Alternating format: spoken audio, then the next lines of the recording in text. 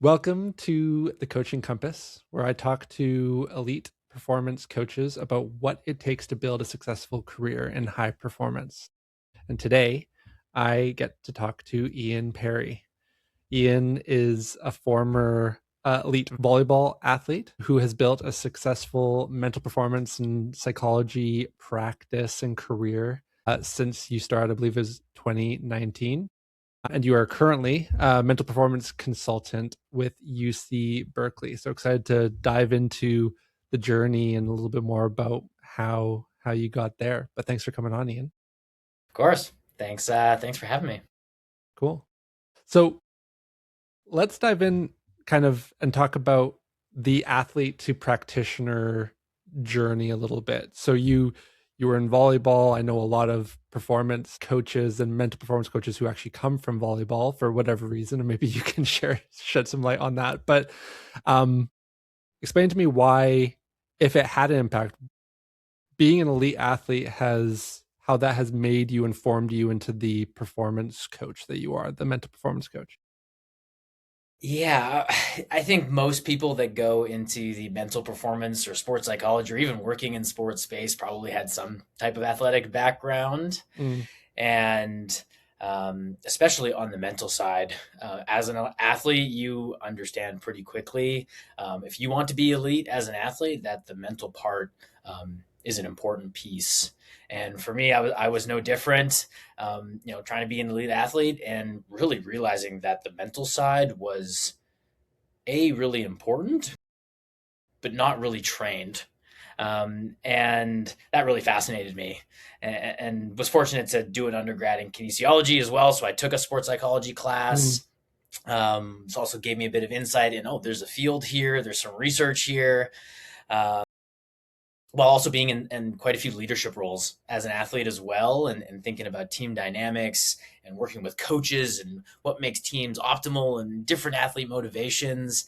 Um, yeah, all kind of led me to curiosity and looking more into the field, and kind of learning more about what it was about, and kind of learning this was a potential career path, which was exciting. what's maybe something that kind of being on the athlete side and now understanding more of kind of the underlying, like how the brain works and motivation, all that, like what's maybe something that has surprised you now on this side of your career that may have helped you earlier on as an athlete? Oh, so many things. I wish I had a time machine to go back. Um, I think the science of learning is a really Mm, interesting science that isn't talked about enough. And you're in an environment where you're training day in, day out, trying to become an expert at your craft. And there's actually a real science around how we learn skills, how we learn faster, mm, which is under the realm of psychology, but also goes more into the motor field as well. yep, So even embedding that as an athlete, how you can learn skills faster, different areas of sports science, strength and conditioning, nutrition, all these areas were definitely not things that I was taking seriously or thinking right. about at all, which, knowing now that there's so much more you can do to get those extra percent betters as an athlete. And definitely on the mental side. And the more we learn about the brain, which is still somewhat unknown, we're still learning, which Hmm. is a fascinating part of being in this field. Um, the more that we uncover that, the more that we know and how powerful it really is. Yeah, I'm curious. A topic I like to talk about with performance coaches is education. And so you got your master's of sports psychology, but then you decided for some strange reason to get your doctor of education in clinical mental health counseling, correct?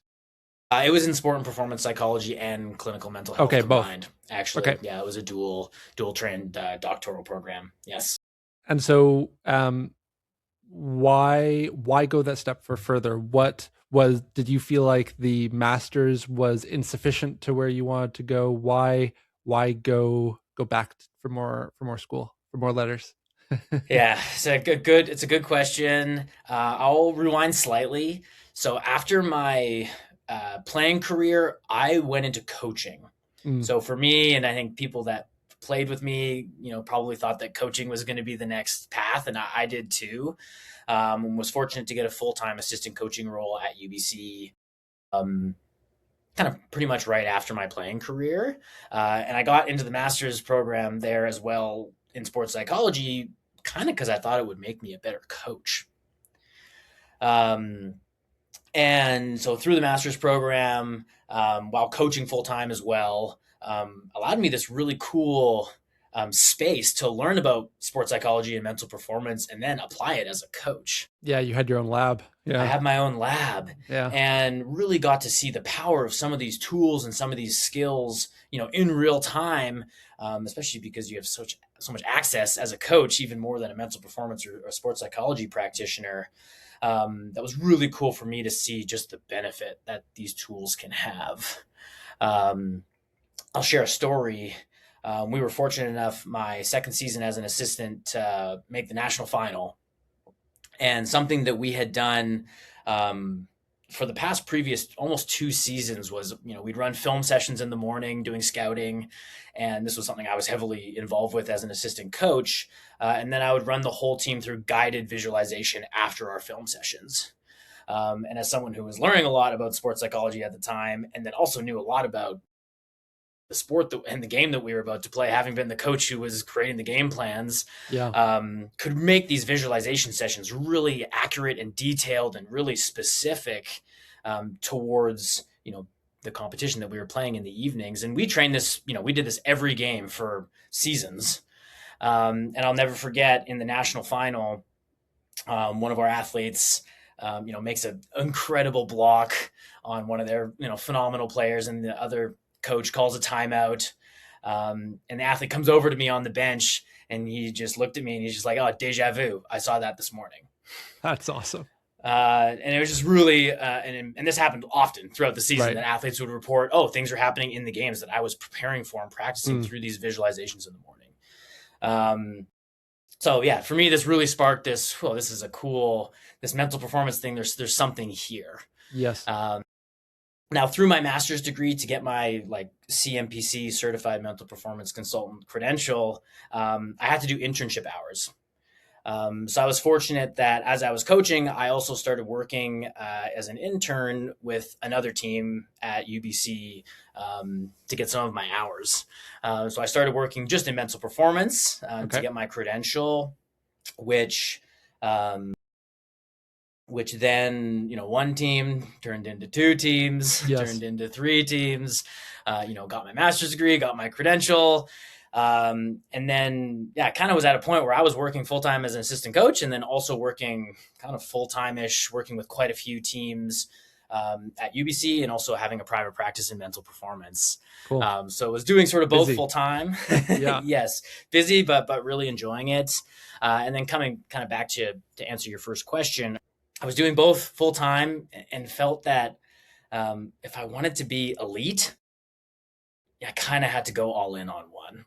And so made the decision to stop coaching, went back and did my doctorate because I wanted to just dive deeper into the field of performance psychology. Also did my clinical mental health training as well.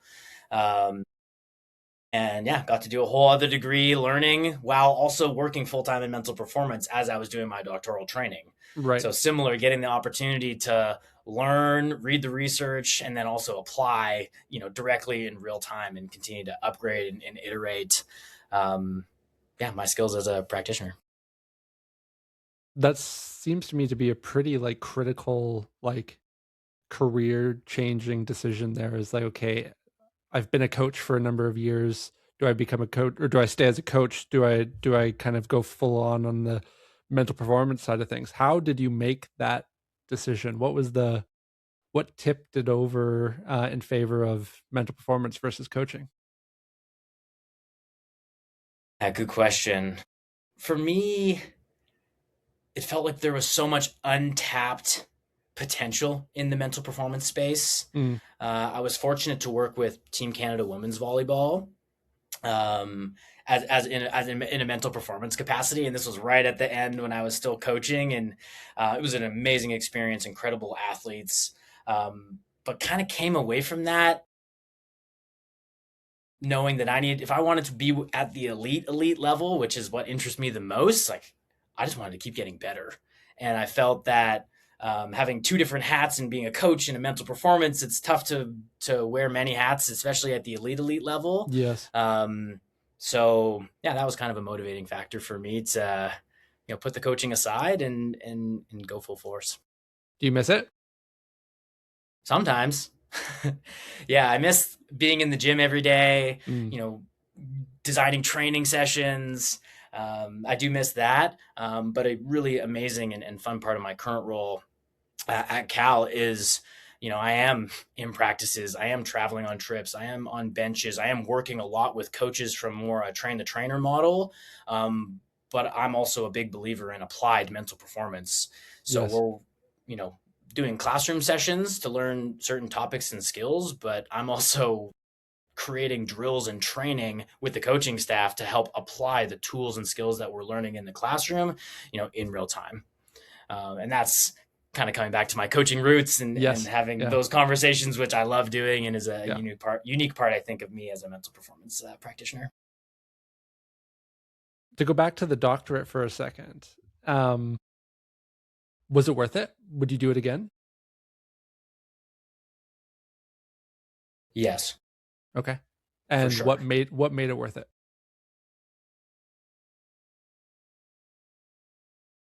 Having dual train credentials, I think, is helpful. Now I don't use my mental health credential at all anymore. I'm Mm-hmm. purely in mental performance, which is my I would say strength and also area of interest. Yeah. But learning about the mental health space definitely makes me a better practitioner. Especially we refer all of our mental health out, and being able to identify clinical mental health concerns is Sure. an important part of being a performance practitioner. Um, while also really doubling down on my understanding of the research of sports psychology and even other fields of IO psychology, motor learning, exercise physiology. I think you don't need to be an expert in other areas, but that can be an advantage to be well versed, and doing a doctorate and doing the trainings really helps support that. Secondly, I'll say I know it's a lot of time, and we have access to information now with Yes. AI. It's not hard to get information, but the really important thing, and I'm a big believer in credentialing, is our role is really complex in the mental space, whether it's mental health, performance, dual train, and ethically, you want to make sure that your ethics are sound, and you can't learn the challenging scenarios that you're going to be put in all from a textbook. And there's going to come moments, and it still happens to me, almost 10 years into this now, that are really complex and really challenging. And having really strong frameworks, really strong ethics, I think are key for providing the best services to your athletes and teams or your clients, but also making sure that you have your own values that you're going to adhere to. And there's so many stories around ethical challenges that occur in our field, especially the more integrated you get, which we like to be integrated, but that causes and more challenge. So the school can help, create environments. You're doing supervised hours, whether in performance or mental health or both, Mm-hmm. that really help navigate some of the real challenges of the field. Okay. Good answer. I typically like to push back on the education side, but you got me there. That was a good explanation as to why. I get it. um, It's a lot of time. It's a lot of yeah, effort. It's hard. yeah, Um, but reputation really matters. yes, It's yeah, in working in the sport world. So making sure you're handling these situations correctly yeah. is really important. Would you? So one of the things I talk to a lot of young mental performance coaches about is they come out with this super impractical understanding of ethics and confidentiality and all these things because they're taught to like the letter of the law in school, and rightfully so. You need to do that, but how do you think about ethics and confidentiality and how it's taught versus how, again, I've talked to many very experienced coaches, and they're like, there's a lot of gray, and that's part of the art of it, is like knowing when it isn't about confidentiality. It's about like what's best for the client, and being able to move things forward and that kind of thing. I can tell you for me and how I Yeah. operate, Yep. I'm more the letter of the law. I Okay. take confidentiality pretty seriously. This is Yep. something that's not that gray for me. Athletes sign confidentiality waivers when they work with me. So do coaches when they work with me. Mm-hmm. And when you establish really strong boundaries, especially when you're working very embedded within a team, Yeah. everyone's really respectful of the confidential piece. Yes. And coaches aren't coming to me and asking what athletes are saying, and vice versa. And I found that to be really successful. Yeah. Fair. One of the most important pillars of working in the mental space is trust. Yes. And if you don't have trust, Mm-hmm. you're probably not going to have athletes that want to come and meet with you, or coaches that want to come and meet with you. Yeah. Now, of course, are there times where you wish you could divulge some information because you think it will be helpful? Sure, absolutely. Yeah. But I think more times than not, things always work themselves out. Yeah. You know, Yep. and having that strong pillar around confidentiality and ethics is critical. And if you're upfront and honest and open about how it works, and you live Yeah. that practice, Communicate it. Yeah. and you communicate it, it's typically fine. Right. You know, and I'm Yeah. really fortunate here at Berkeley that, yeah, just the whole department is really understanding, and they don't put us really in positions where we would ever, where our ethics are really challenged. Right. Which you hear lots of stories. I was gonna say that's not every environment for sure. Yeah. Yeah, for sure, and it's challenging when Yes. you're working Yeah. with insert some professional team, and you're excited to Yes. work with them, and all of a sudden the general manager, who's your boss's boss, is say, "Hey, we want you to tell us how your conversation went with this athlete, Yeah. or we're going to let you go." Yes. And you hear of these stories. But yeah, I think having strong ethics, understanding your values as a practitioner, in the long run builds that trust and rapport with teams and coaches and departments, which will let you thrive in your role. So you mentioned, like, on top of getting your master's and your doctorate and working with a bunch of the university teams, that you started your own private practice as well during all this. How did that process look like? I mean, again, you're already busy. Why did you see the need to start a private practice? And how did you start? Because you already have a client base, but then who were you looking to serve? Like, who was your target market, and how did that look? I think most people starting in this field, I wasn't super picky in Right. terms of trying to drum up a nice book of business and a nice client base. And most of my clients came from referral. Mm, So I was fortunate to have, done a lot of training and work with a lot of teams at the university. So when I built my private practice, a lot of it was referral based, from the work I'd already been doing, which just goes back about reputation and just how, yes. important of honing your skills, getting your credentials, all that good stuff, because that can be, an incredible referral base for you. And a client base is just word of mouth. Right. Was the referrals, were they by design? Were you asking for referrals, or was it all very naturally? It's like people hear of an athlete who needs X, Y, and Z. It's like, oh, you should talk to Ian, or was that more organic?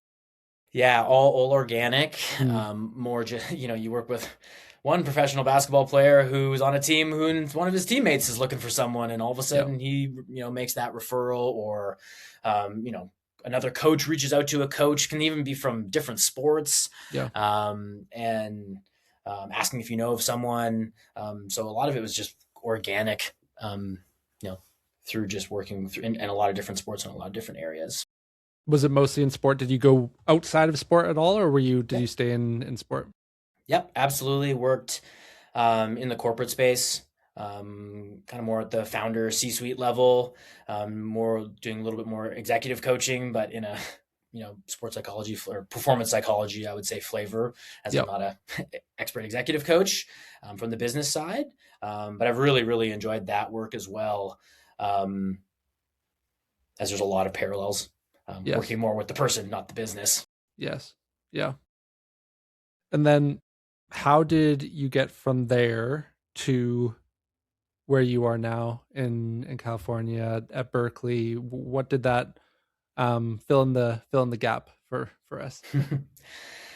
Yeah, admittedly, my wife got a job at Berkeley, Okay. which was like, okay, I guess, I got to get a job in California Yeah, now, yeah, yeah.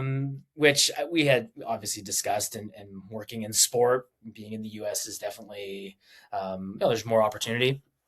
And was pretty fortunate. The timing worked out that Cal had just opened or just started a new kind of development, a holistic athlete development institute called the Cameron Institute, which is where I'm currently working. Where the traditional model has kind of been in college sport, where they have dual trained practitioners, so mental health and performance, kind of one person that will provide both services. Where at Cal we have two separate teams, so we have 4 full-time mental performance practitioners, and then we have a separate mental health team that works Okay. with all 30 of our teams. So they were hiring and kind of creating the mental performance piece of that team, which from really attracted me. And as I kind of stated, that's my area of interest and I would say skill set. So yeah, I applied. Was a pretty rigorous interview process. I think the final interview was 8 hours, Wow. like a full day. Many different panel interviews, but also competency based interviewing. So they were doing sessions with teams, one on ones with athletes. Crazy. Yeah, it was Like with kind of observers watching, or how to yeah, yeah. absolutely, yeah, absolutely. Wow. Um, and yeah, was fortunate enough to get the role. Is that typical, or is that because of the program and the fact they were building this institute? Like that 8 hour, that's an intense process. Yeah, very intense. Yeah, it felt more like a tenure track, Yeah, right. professor job interview than Yep. maybe a traditional mental performance interview. But I think that just speaks to who the quality of the people that we're hiring here, Sure.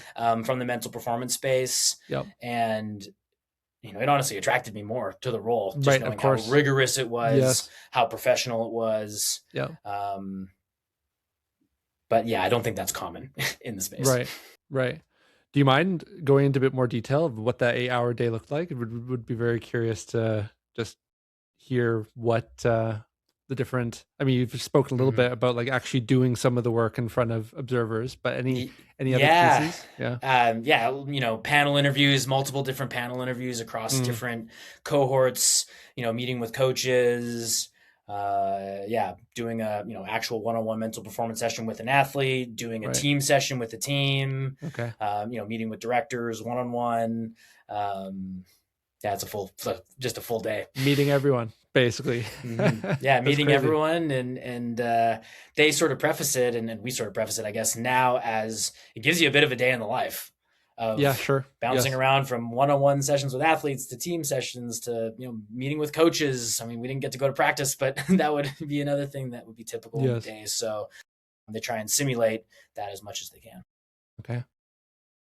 And so, since you've been there in this team of, I mean, you've gone from what a private practice where you are one of one dealing with your clients, and now you've got 3 other mental performance coaches, you've got the mental health side of things, I'm sure you've got other disciplines you're working with. Like how has that transition been?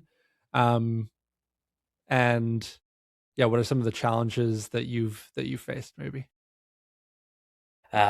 Yeah, well, for very first, very grateful. It's rare in the mental performance or sports psychology space to have colleagues. Hmm. So we have a team of 4 of us. Now we don't, Yep. we all work with different teams. There's 30 Okay. teams at Cal, so we split that up. But we meet weekly. We do case consultation. You bounce ideas off of. You talk about Hmm. different interventions you're using. So it's amazing to have that um, space, which is rare. So that's incredible. Um, And then of course there's the team within the team of athletic trainers, strength coaches, nutritionists, mental health practitioners. There's a lot of moving pieces at a place like Cal, um, which is amazing that we have all these resources, but can also be a challenge as well Sure. of Yeah. getting everyone on the same A page. lot of people. Yeah, Yeah. of course, and the Yeah. campus is large, and people are in different buildings. Um, so getting the staffs all aligned and together is an amazing piece, but can also be a challenge, of course. Yeah. Um, a few of my previous guests have talked about the importance of integrating with the other performance disciplines, let's say, which again, it isn't maybe typical. Again, uh, performance practitioners like to kind of be in silos often. And so how have you seen it work best for you in your day-to-day practice within the school to connect with, develop relationship with, collaborate with the strength and conditioning coaches, the nutritionists, whoever it might be? How has that worked for you? I think it's best practice if you can work in an integrated Sure. model. Yes. Obviously, with mental performance, there is limitations with confidentiality in terms of when we're having meetings and sharing. But the more we can be integrated and work together, the better. And I've done mental performance sessions in the weight room. Okay. Yeah. So integrating, not just we're not working to try and optimize performance on the court or field, Yes. we're also trying to optimize performance in the weight room, even for fitness Right. testing. I've done pre Yes. mental performance sessions for fitness tests. Right. So integrating that space. Also, I was just traveling at an NCAA championship in the spring, and very intense competition, many games back to back. And our athletic trainers have normatech stations and different type of recovery stations. I'm running down regulation breathwork sessions throughout this to help athletes down regulate their nervous system, specifically after big wins. Yes. um, and helping us get to bed, on Yeah. time for the next Right. game and to recover appropriately. So, yeah, I think the more that you can integrate and leverage both the physiological and the psychological, the better. And I think it's hard to separate mental and physical. I think they both are so intertwined. The more that you can get everyone involved, the better. Yeah. Thanks for sharing. Um, what do performance coaches, in your experience, when they're building careers today, what do they most consistently get wrong about this field and building a successful career in this field? Hmm.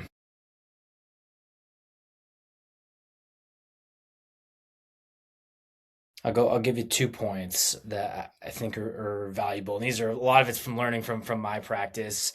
Is working in this space is hard. I've kind of prefaced that before. Yes. And you want to get your master's degree, you want to get your credential, and you kind of like, okay, I'm ready. I'm an expert, and I felt that way too. Many years ago when I was starting out. Um, but working with humans is really complex. Hmm. Um, and kind of as a practitioner being on that journey of just trying to innovate, trying to upgrade, trying to iterate and continue to get better, and enjoying that process. Because when I look back at stuff I was doing 5 years ago, eight Right. years ago compared to now, it's like I can't believe I was this is so much worse, it feels like. And I'm sure in 5-10 years from now, I hope that I look back on now, um, and yeah, just being a little bit patient with your practice of hone your skills, develop your skills, like reputation matters. And the more reps you can get, because humans are complex and understanding their needs is hard. Yeah, just the more that you'll be able to get plunked into many different environments and be able to thrive. And that's a really challenging part of the role, is just you have to go into lots of different environments, sports, Yeah. cultures, and it just takes time to hone your practice. So be patient, even though you want to get out there and start working with the top teams. Yes. Yeah, hone your craft and enjoy that process as well. Right. Uh, How just to follow up on that, what are you doing, let's say, or what have you done here recently to continue to level yourself up aside from just doing the work and being in the environment that you are? Like what do you do for your own professional development, or what have you done lately? Lots. I would say very, very fortunate that, when we meet every week as a mental performance staff, like we read a Yeah. paper a week. So we find a research paper that's just come out in the field or something of a adjacent field that could be helpful. We read it, we analyze it. I'm reading books, listening to podcasts, we go to conferences.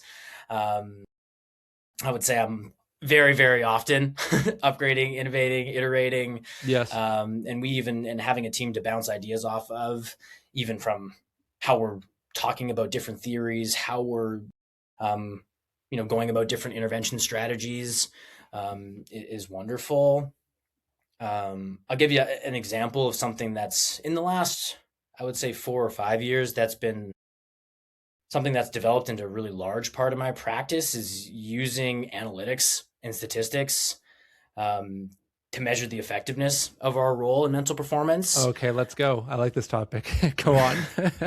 Um, yeah, personally, this is something I believe where our field is lagging behind tremendously Yeah. and needs to push forward to legitimize ourselves.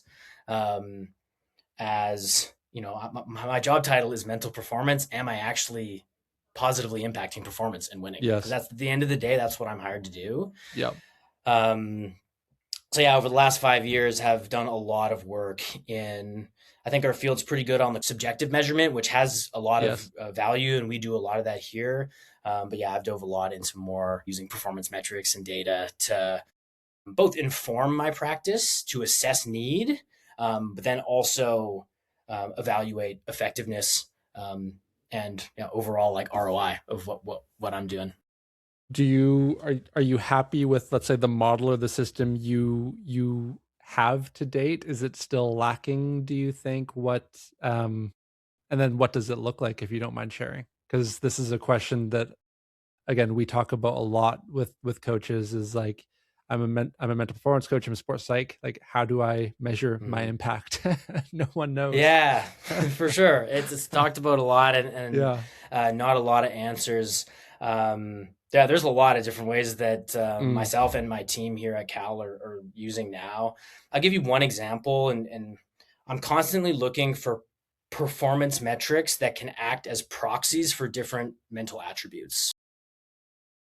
So I'll give you a professional sport example. So the PGA Tour has a stat called the bounce back stat. okay. Are you familiar? No. Okay. So Scotty Scheffler, the number one golfer in the world for the past 4 or 5 seasons now, he's been the number one in the world in what's called the bounce back stat. Okay. So this looks at when you bogey or worse a hole, what percentage do you birdie or better the next hole? Okay. So it's looking at, you have a bad hole, you have a poor Yes. performance on the next hole, or are you able to bounce back? Um, so you could argue this could be like a marker for resilience. Yes. Yep. Right? So we're kind of using this as like a proxy for resilience.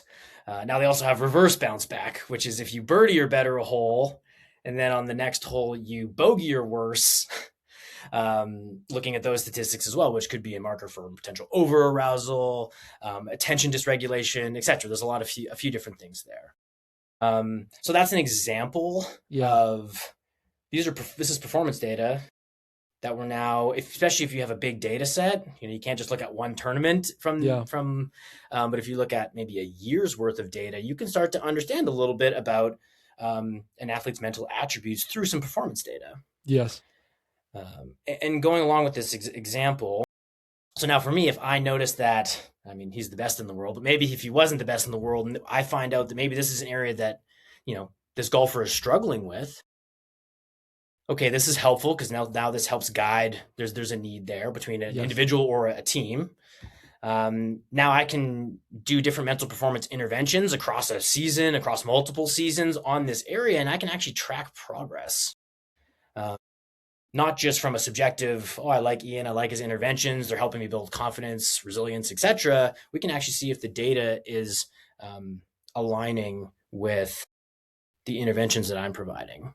Yeah. And this is really helpful for two reasons. One is for myself as a practitioner, is what I'm doing working? Yes. Because I Helpful to always want know. to get, Yeah. yeah, absolutely. I'm Yeah. always trying to understand if my interventions are working and how I can, change or iterate. Every athlete's very unique and different. Some things aren't going to be as effective for others. So having built-in performance-based feedback mechanisms is wonderful.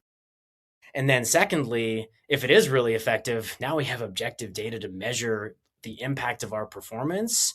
And going with the golf example, if you can say, hey, you take your bounce back percentage from 10% to 20% from year to year, say, you can probably look and say that might be the difference between, making the cut or not making the cut in this Yes. tournament. And that might Yep. be thousands and thousands of dollars in your ranking and all these different things that you can now at least correlate some of it to the mental performance aspect. Yes.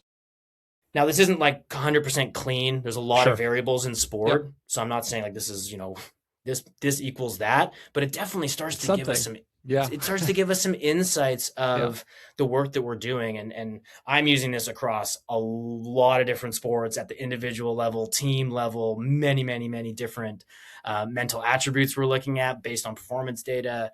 And yeah, this is really starting to guide some of my practice and has been, yeah, I think quite successful. So an area that I've, integrated, going back to the original question around Yeah. adding things to my practice. Yeah. Um, just to go a little bit deeper, do you have an example you could share from a team sport perspective? Because I recognize like sports like golf and tennis, like it's maybe easier to link a certain level of their in-game performance to a mental attribute, whereas team, there's even more variables. How do you think about team sports and measuring your impact in that kind of environment? Mm-hmm. I'll give you another professional sport example. Okay. um, I mean, the NBA does this. They have a stat called the clutch stat. So at Mm, the last 5 minutes of a game, I think if the game's within 5 points, they call it like clutch time, yes. right? So it's like theoretically a more higher level of stressor in that environment, theoretically, looking at performing under pressure, essentially. I think there's more accurate ways you might be able to figure out when that performing under pressure time is, but that's another conversation. But there, you can get data from a team level from that. You can look at your whole team based on our average throughout the season, based on our average in clutch time. Are we seeing differences in the data? Maybe we're significantly better. That'd be great as a practitioner to see that, but maybe we're significantly worse. And you can obviously look across a lot of different statistical metrics, advanced stats, so you can figure out maybe turnovers is we just significant increase during clutch time as a team. And then you can work with the staff across, the mental, physical, technical, tactical of what's in a turnover, and start to understand really attacking a problem from all of the areas, but then also being able to measure it from the mental side as well. Does Cool. that answer Thank your you. question? Yeah, yeah, no, that's great. I like these examples, and hopefully it gives listeners some ideas of how they can get creative and start thinking outside the box. Yeah, for sure. That's my hope is others start to leverage this as well, because I think that's um, where the sports psychology field kind of to really legitimize itself. Hmm. Everyone who's an athlete understands the mental side is important, but when you're really able to show the return on investment from a performance standpoint, that'll be a game changer. Yes, sir. Ian, we're going to call it there. Want to thank you for your time and your sharing of your expertise and even just these most recent examples. I think they're really powerful and appreciate it. So thanks for coming on and good luck. Well, enjoy the summer, I guess, and Yeah. and then good luck in the next season. Awesome. Thanks for having me on. Appreciate it. Thanks, Ian. Awesome. Take care.